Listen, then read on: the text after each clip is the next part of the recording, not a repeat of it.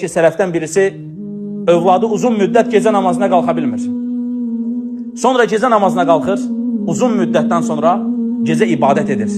Sonra atası ilə qarşı-qarşıya oturur və biraz pəncərəni belə aralayır, deyir ki, ey ata deyir.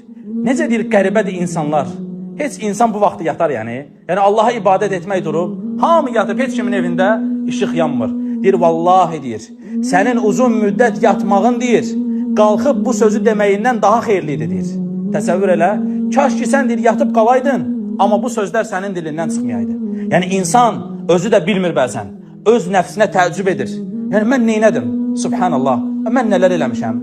Mən bu qədər insanı başıma toplamışam. Mən bu qədər insanın önündə çıxıb danışmışam. Mən danışanda filan kəs ağlayırdı. Nə bilim, mən sədəqə verəndə heç insanlar sədəqə vermirdilər. Mən belə, qiyamət günü gedirsən ki, heç bir şey yoxdur vallahi.